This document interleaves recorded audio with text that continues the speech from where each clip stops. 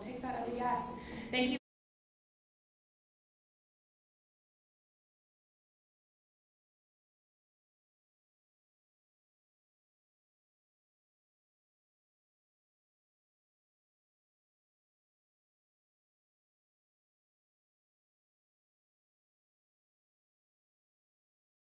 Our Chief Medical Officer for Covenant Health Lubbock Service Area.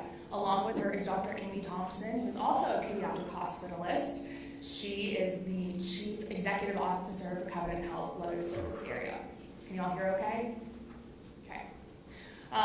They have a statement that they are going to read, and then we will have time for questions and answers. Please keep in mind that there might be some answers that we're unable to provide today, of course, because of patient privacy and HIPAA laws. Right after this, we will be holding a prayer service across the lobby in our chapel. Everyone is welcome to join us. And before I hand it over to Dr. Thompson, just want to make sure everyone's phones are silenced, please. Thank you.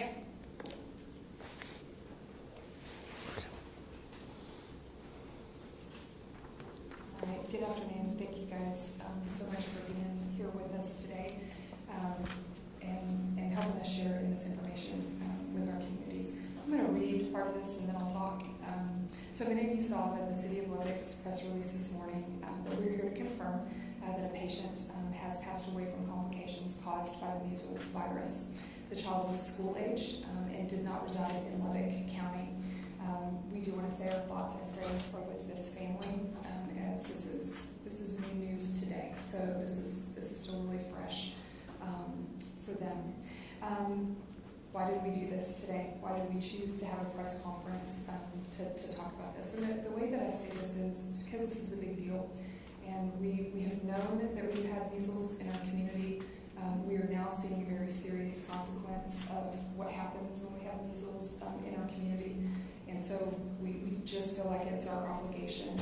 I will tell you, actually, I'm the chief executive of 4 Covenant hospitals here in Lubbock. But what I really am is a pediatrician. So I was a pediatrician for many years before I was a hospital administrator. And so this hits very close to home for us just because of our love for children. So as of today, more than 20 patients have been admitted to the Covenant Children's Hospital. We have several of those who have required intensive care as a result of having the measles. And as you can see from today's news, this virus can have severe and deadly consequences. We want to urge our communities to be vigilant, and you'll hear kind of the second part of what we want to do today is just continue to provide an opportunity for some education and questions about the measles. We want you to educate yourself with information from reliable sources like the city and state health authorities. So thank you guys for being here with us today, and of course information that we provide here. We also want to continue to emphasize that vaccination is the best way to prevent the spread of this virus and to prevent the severe complications. Dr. Johnson, who is our Chief Medical Officer, will share some of the truths about measles and some of the questions and specific things that we are doing. And so we did want to put on the screen, because we know that vaccination is the best way to prevent these complications, we just wanted to put dates and times that the City Health Department is holding their vaccine clinics. Thank you guys for just being with us today. We hope we will answer many questions, but like I said, the 2 biggest reasons that we are here is we just want to be able to talk about what's happening in our community and then be able to provide good educational resources and information. I do want to say just one quick word about my caregivers. So at Covenant Health, we call all employees that work in our hospital caregivers, from everybody who takes care of a patient to anybody that works in the billing office. We believe that we're all here to take care of patients. And I do want to say that this, my caregivers have been fantastic in the middle of this outbreak, and I would just ask you to keep them in your thoughts and prayers as well. This has been hard on them as we have had so many kids coming in, and then obviously we were not prepared probably so early in what we're seeing to already have a death that's attributed to this. So I do also want to say that the efforts that we have done are not, we have many departments and staff that have helped us take care of this. I remain to be impressed by our staff and just the quick way that we have set up, you'll hear Dr. Johnson talk about, we have set up a shed, for the lack of a better term, where we are pre-screening patients before they come into our emergency room, and just the quick way that we have been able to set up so many things in our hospital to ensure that you're safe. Dr. Johnson will go in to all of these things, but the other thing that we want to emphasize today is we want to emphasize the safety that you can expect if you come to the hospital, and just the different precautions and things that we are doing. So it is my pleasure to introduce Dr. Laura Johnson, who is our Chief Medical Officer, and she's going to have some more specific information on measles, and then at the end of what she talks about, we'll be happy to take some questions. Thank you. I'm also a pediatrician and a pediatric hospitalist, and have had the opportunity to participate in the care of some of the measles patients that we've seen in the hospital.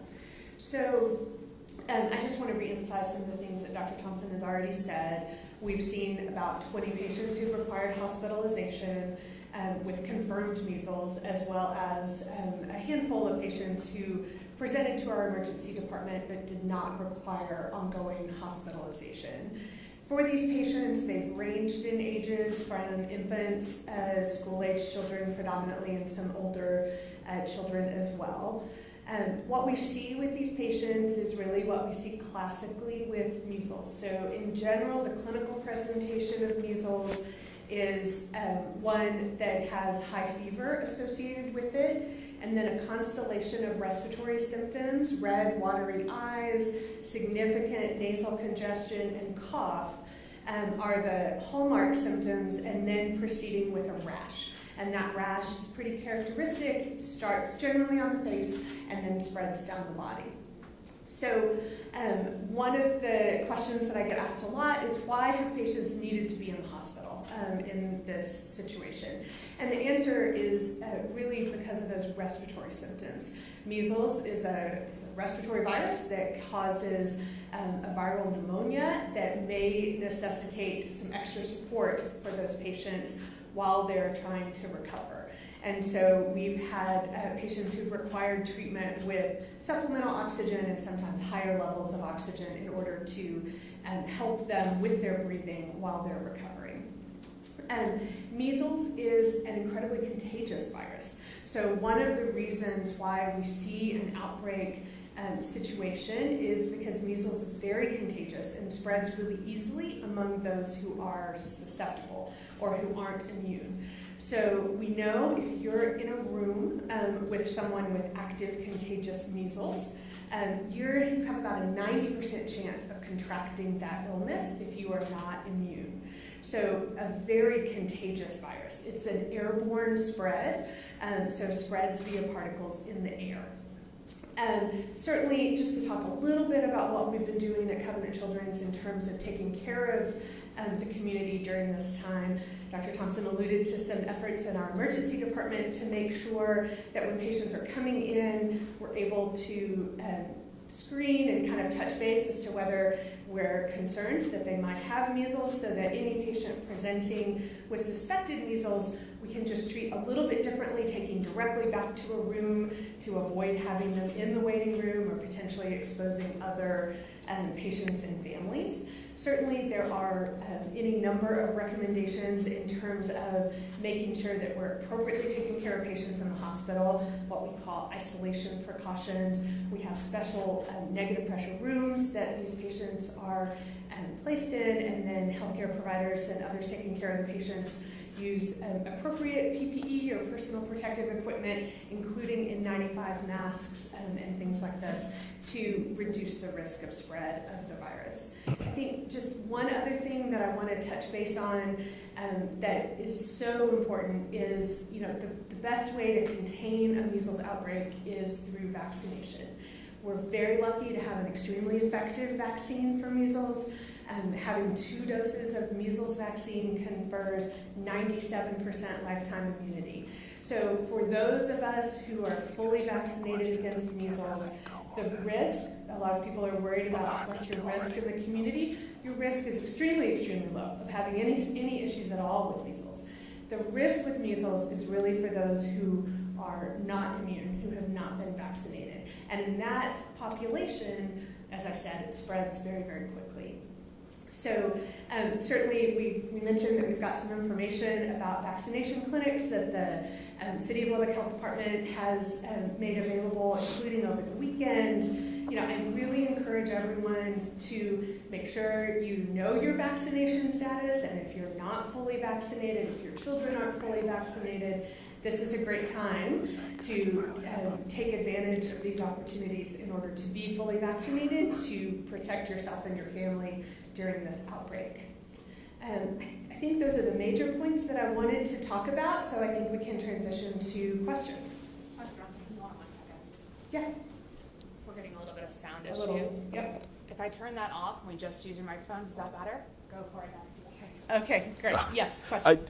I'll ask one question, I'll come back later, but we've talked to parents of little ones, under 1 year old, who can't get the measles vaccine. Sure. What do you tell those worried parents who feel their kids are susceptible and they don't even want to take them out?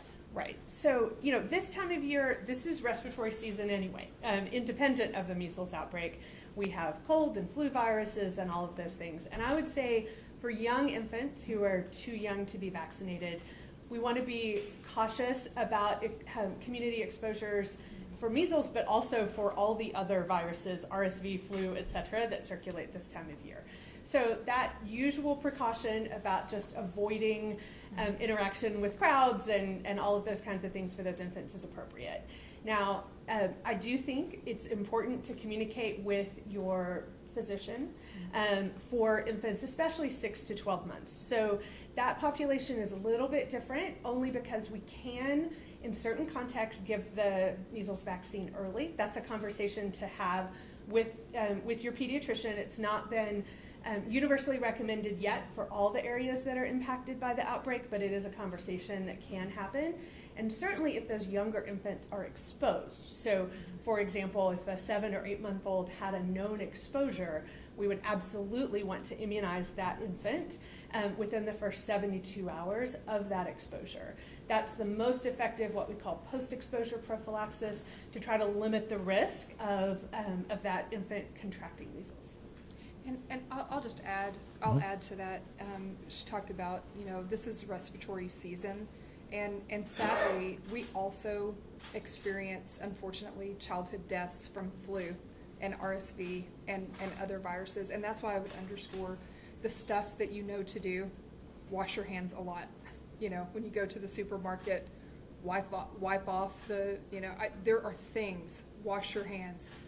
Stay away from people who are sick.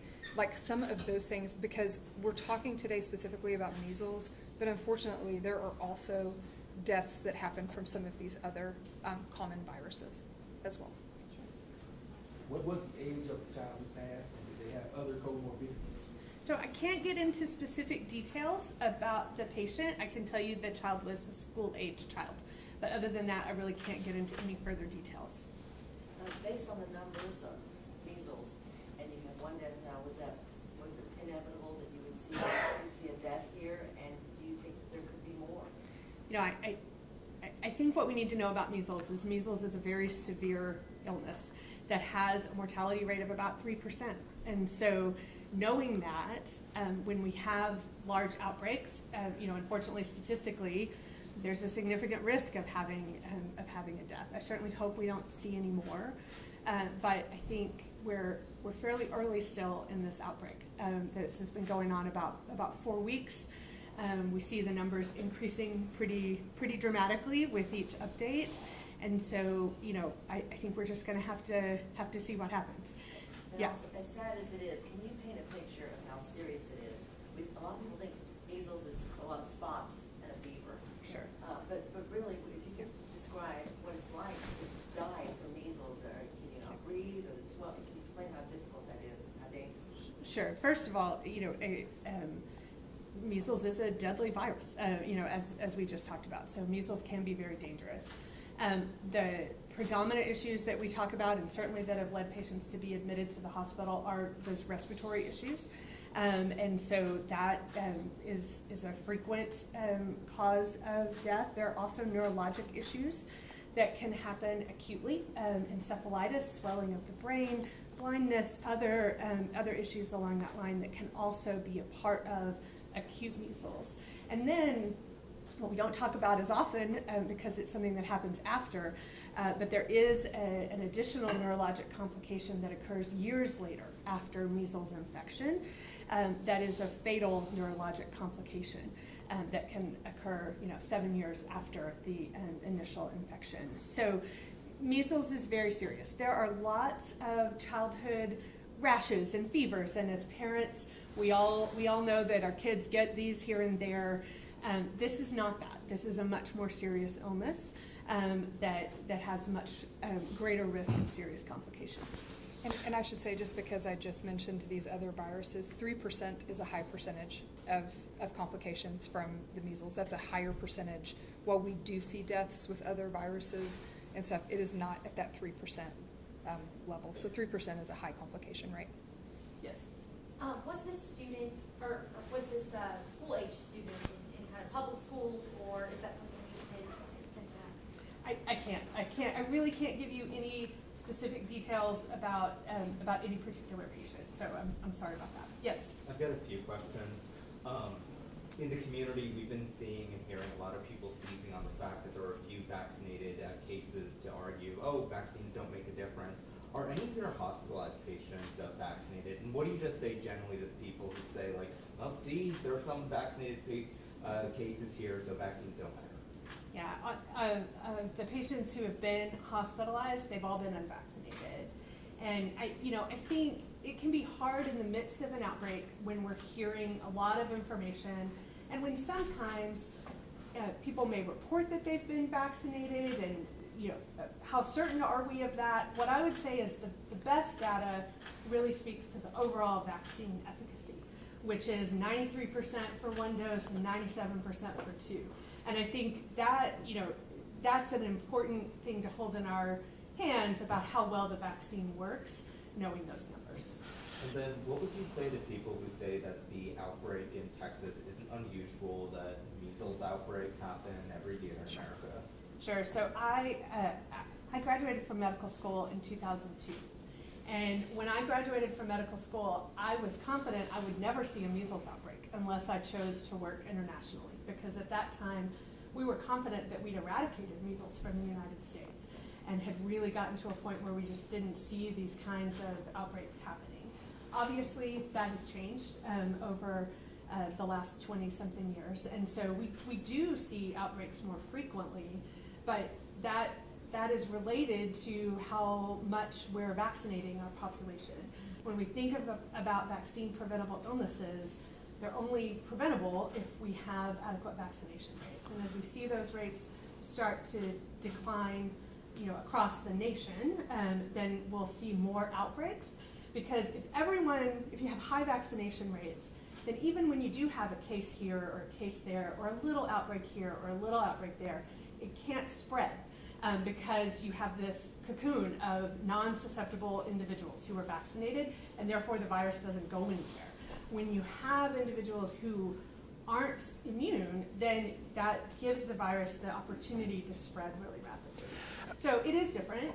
It is different than it was 20-something years ago. We are seeing more of these outbreaks. For sure. And lastly, were you involved at all in the care of this patient who died?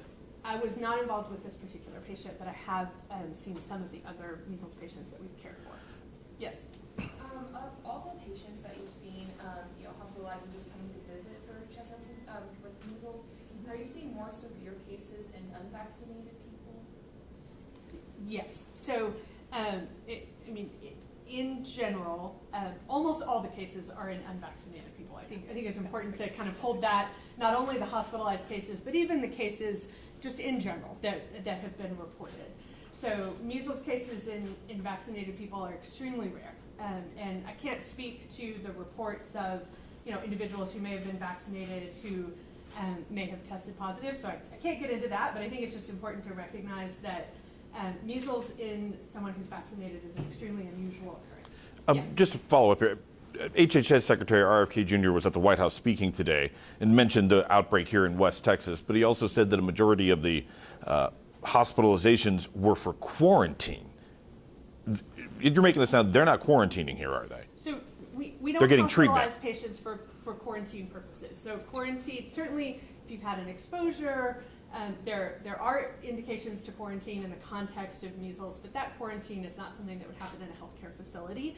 We admit patients who need acute supportive treatment in our hospital. So if they're here, they're getting, tell us again, what kind of treatment? So that generally, so it's what we call supportive care, which is primarily because of the respiratory issue is going to be respiratory support. So supplemental oxygen, maybe high flow oxygen, escalating that support as needed.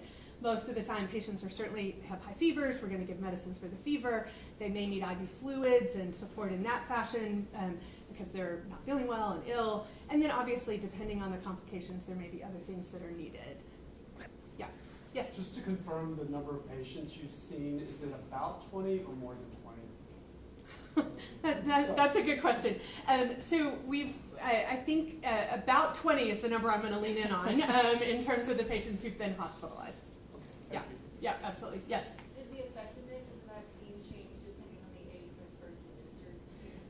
So yes, in the sense of if we give the vaccine early, 6 to 12 months, that may not confer as much lifelong immunity. So in general, if you give the vaccine early, there may be a recommendation to get an additional dose later, so a total of 3 rather than a total of 2. But if there's been an exposure or a consideration in the situation of an outbreak, that may be a reasonable decision to make. And when would you recommend that 3rd dose? So there is kind of a recommended schedule. The usual schedule is 12 months and then 4 years. And so that 3rd dose happens, it has somewhere in there. But that's something that can kind of be worked out with the pediatrician. Do we have any identified adult cases of measles currently? We do not have any hospitalized adults, but we have seen some adult patients with measles, yes. And also, if in doubt, if there's anybody that has not had, or they don't remember or have records Right. of child vaccine, where should they go? Where should they find that information? So if you're uncertain, I would go to the health department and receive a vaccine. I think that's the best answer. Certainly, depending on the age of the person, the ability to have records of that previous vaccine may vary. We've had an immunization tracking program in Texas for many years. So younger people, we may be able to identify that if they've been in that tracking. But certainly someone who's, my age might not know. And so I think that's always it's always a good conversation to have with your healthcare provider. But in this context, if you're not sure of your immunity status, I would get a vaccine because that's going to be the best protection. And I'm gonna add to this 2 things. Number 1, this will tell you how I'm older than her. And so when I was a tech student, we actually had some cases of rubella. And that is, if you think of MMR vaccine, that's measles, mumps, and rubella. And so when I was a college student, I actually had to get another MMR because they had enough rubella cases that we were all required. And so the reason I want to say that is there's not harm in, if you don't know, that the default is you can have another vaccination. So because we did that with that rubella outbreak. The other year, and I'm looking to you and you to make sure that this is right, but there is a year if you were vaccinated before, and I think it's 1957. Is that 57? Okay. If you were vaccinated before 1957, you should absolutely talk to your physician to make sure that you 67, not 57. Yeah. If you were Okay. born before 1957, then you probably had measles because that was when we didn't have vaccination, and Okay. so there is that. Almost everyone born before 1957 has immunity because they had measles when they were young. There was a period of time with vaccination that was perhaps just different than our current vaccine. So there are those considerations. Yeah, thank you. I wanted to make sure I had that right. You talked about safeguard your Yeah. healing at the hospital. So what would it look like if I went into PDIC right now? Does it look like it did during COVID when you had the protective gear and you're spraying? What does it look like? Yeah, it's a good question. And we've talked a lot today, and I'll be honest, I joke, you're going to be the first one that said COVID not me. And the reason I say it is because we want to be really careful today. The last time I did one of these press conferences was unfortunately when we lost a kid with complications of COVID. But I do want to first say this is not COVID, and that's a super important thing to point out. This is a whole different thing than what we were seeing in the COVID epidemic. You're going to hear some of the similar things, but it's a very different thing because this is a vaccine preventable disease that we had eradicated, and you also treat differently than what was happening in COVID. And so, like, you were getting questions, about like, should everybody be masking? Well, I mean, the reason that the answer to that is no is because if you have the vaccine, you're not going to get the measles, and you're not going to be somebody who's going to give it. And so it's just a different context. But the answer to your question is we've got safeguards. I actually see some of our folks from Covenant Medical Group that are here with us. Even in the clinic setting, we have things set up as this measles outbreak that, like, I'll give an example. At our urgent care centers, we're asking patients if they have some of these symptoms to stay in the car, and then we're coming out and doing those things. We talked about this shed that we have at the Children's Hospital where we're screening everybody that walks into our emergency room. And if we see anything that looks like this, then we are taking them directly to a room. We're putting masks on, and then Dr. Johnson talked about this negative pressure. And so what the negative pressure rooms do is allow you to not allow any of that infected air, essentially, to go out of that room. And so it's on a separate kind of system that's going to take that air in a different way. So we have all of those things. We did use, for whatever it's worth, negative pressure rooms and things in COVID. So that's where we have the technology to set the rooms up. We have, over 20 rooms at this point that we have went ahead and set up at the Children's Hospital, because if we have more patients, we want to make sure that we're set up for those patients in negative pressure rooms. I'll tell you the one thing that if I wanted to compare it to COVID, what is my number one concern? And one of the things we want to make sure that we communicate today. During COVID, one of the things that I saw that distressed me the most is people who were choosing not to come in for health care because of fear, if that makes sense, like of coming to an emergency room or something like this. And I want to make sure that we get the message out today. Like, we have precautions in place. If you are vaccinated, you are protected. And this is not the time to not bring kids in for other care. So if you have a kid who is having an asthma exacerbation, it is safe for you to come to the hospital. We're going to have a process where we can, do the screening. And even if you're admitted to the hospital, you're in a safe environment where you're not going to contract the measles by just being in the hospital, if that makes sense. And that's an important part that I did see during the COVID epidemic, was people afraid to come in. And so that's an important thing for us to point out, that we've put safeguards in place. You're wearing protective gear, so are you wearing? We are. And that's those isolation precautions that we talk about. And so there's different isolation precautions based on how something is contracted. And so there's some things that are contact isolation. So if you touch something that someone has breathed on, essentially, that have had spittle on, you can contract that way.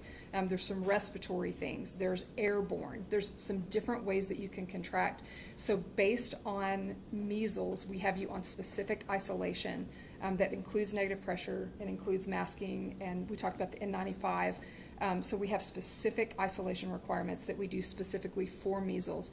And I'll contrast it with RSV, which I've already mentioned today. That's different precautions than we would put you on if you had RSV. So we're very specific to those viruses in terms of how we isolate you. And while it's not COVID, it is 12 to 18 times more infectious, is that correct? I don't know what the 12 to 18, I don't know if that's, but the answer is it's one of the most, measles is one of the most infectious agents that we know. So I don't know if that's the actual number, but it's very high. Although we know that there's a large number of these cases originating from Gaines County, do we know where this strain originally came from? It doesn't just manifest itself. Do we know how it started in Gaines County? I don't think we know that. I can't speak to that. That is part of the overall public health response, is doing investigation into that. but it's hard to know. Certainly there are sporadic cases that pop up here and there. I know there was a case reported in Houston earlier in 25, and there have been cases reported in a number of states, outside of an outbreak situation so far this year. So I can't speak to exactly how the measles virus found itself in Gaines County, but we'll continue to look at it, or the public health team will. Yeah. Yes? Is there a request for more involvement from the federal government that you know? So, I would really lean in on our partnership with the local, state, and federal health authorities. So we've had good communication with our local health department. We've had good communication with the state health department and have had visits here. And then there's also been involvement with the CDC as well. So those processes have been working, just as they're supposed to. Talk about the calls that y'all, like, not only is communication, but like there's calls that you guys are getting on. Sure, yeah. So both kind of through all those levels, we've had communication that, has not just been a phone call here or there, but organized calls to make sure that calls for providers, calls for the hospitals, calls, communication across all the different stakeholders to make sure that we're all communicating. And as we're identifying additional needs or resource needs, we're able to raise those to both the local and the state authorities to assist with that. Do you think there should be more federal involvement at this point? I think from our perspective here locally, things are going about as well as they could be in this context, and I think we've been very appreciative of the collaboration with the health departments, both locally and at the state level. Yes. I'm hearing from health officials in other cities that they were told to put a hold on sending vaccinated cases to the state health officers, and it's created somewhat of a delay for them. Is that something you all are experiencing here? I'm not sure. Maybe could you clarify what you mean about vaccinated cases? I'm not sure. The cases that come up in people who are already vaccinated, other officials have said that the state health offices are putting a hold on sending those results over to them, but y'all are sending over the unvaccinated results. Is that how? I don't believe so. No, I mean we're testing as indicated by the clinical findings. And collaborating with the local and state health departments to run those tests and get the results. So I'm not aware of any concerns with that. As I understand it, no vaccine is 100% effective. So what does that mean? If somebody has one of the two-dose series, are they protected enough to avoid death? So they're 93% effective, 93% protected in the sense that they are unlikely to contract the virus. Whereas if you're unvaccinated, if you're around someone who has the illness, you have a 90% chance of becoming ill from the virus. When we say the vaccine is 93% effective, that means, I suppose, if we took 100 vaccinated people and put them in a room with someone with measles, you can kind of do the math from there. But almost all of those vaccinated people, 93%, would not contract the illness at all. So, the degree to which for those who do become ill, certainly the symptoms are far less. I can't speak to more details beyond that. But measles vaccine is one of our most effective vaccines. So some vaccines, and I think maybe COVID and flu we could think about in this category, don't necessarily protect you completely from getting ill at all, but they lessen the symptoms, make complications and hospitalizations more rare, those kinds of things. Measles vaccine is one of those great examples of a vaccine that really keeps you from getting sick almost all the time, completely. And so it's often, an example of one of our most effective vaccines from that standpoint. And I would also, the only other thing I would add on that is keep in mind that there are many things that happen over your lifespan. And so, I'm going to speak because we've got a cancer center here in our hospital. And so certainly when you have cancer patients or things like this that are going on chemotherapeutic drugs, I mean, what that does is knock down your body's own ability to fight off like disease and immunity and those things. And so when we talk sometimes about who gets sick, from these things, you have to keep in mind that what you also have in that category is people like cancer patients who are on treatment protocols that actually lessen their ability to fight off any number of diseases, but would also be like in that category of someone. So that's an important consideration, is to remember you're not talking, when you're talking the 93% of people, and then the 97 whenever you're fully vaccinated, you also have in that number people who either have an immunodeficiency, so they have some genetic reason why they don't do so well with fighting off disease, or people who are on treatments like chemotherapy who knock down their ability to fight off disease. And so my point is, it's all comers that are part of that equation. It doesn't assume that everybody has a fully functioning immune system. And pardon me, I'm looking at my phone. HHS Secretary said there was 2 deaths today at the White House. You only know of 1 here? I'm only aware of the 1 death that has been reported. Yes. Are there other complications that make it more likely, maybe more people more at risk for worse conditions after contracting measles, or more likely to have measles, or being able to get the vaccine?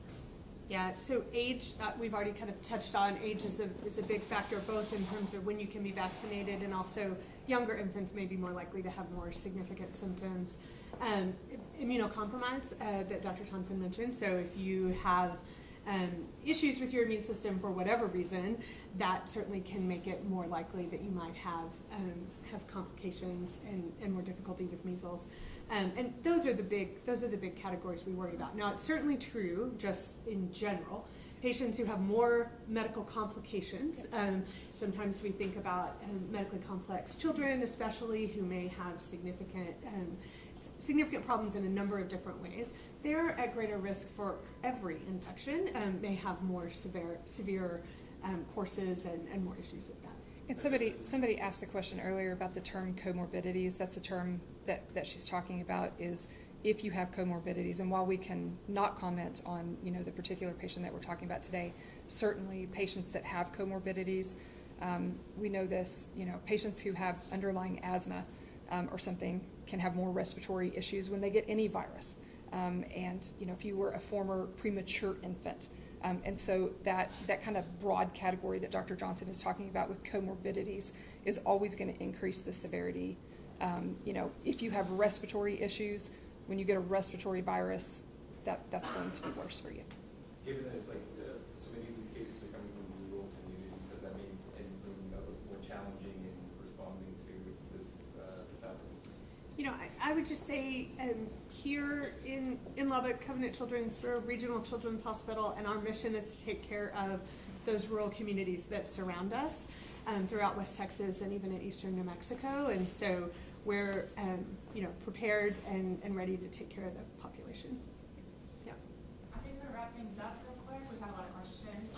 Amy, since we have the opportunity with a lot of national outlets here, can you just explain a little bit more about Covenant Children's and who we are as this kind of medical oasis out here in Lubbock? Yeah. So I don't know if they could hear the question, but we talked about we're going to probably wrap up this. Thank you guys so much for being here and asking the questions.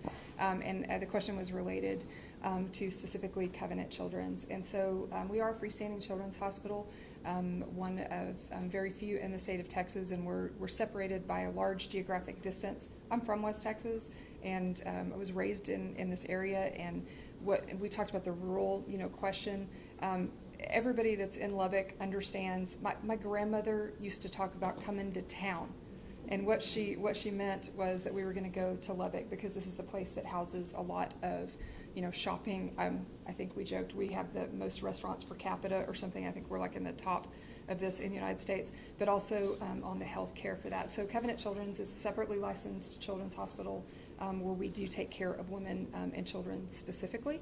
And so we are equipped with state-of-the-art things and therapies for children. And so happy to be, I've been was practicing physician there full-time for many years, was the chief medical officer for a year, and then have proudly been the CEO of that hospital since 2014, and then recently took on some responsibilities as well with the adult hospitals. But I have a long history with Covenant Children's Hospital, and very proud of just the work that we do there and what we've tried to do to be that hub for care in West Texas, understanding our rural nature. Okay. All right. If you guys would like to join us, everyone is welcome to prayer service across the lobby. We can guide you over there. If you have any questions for Amy,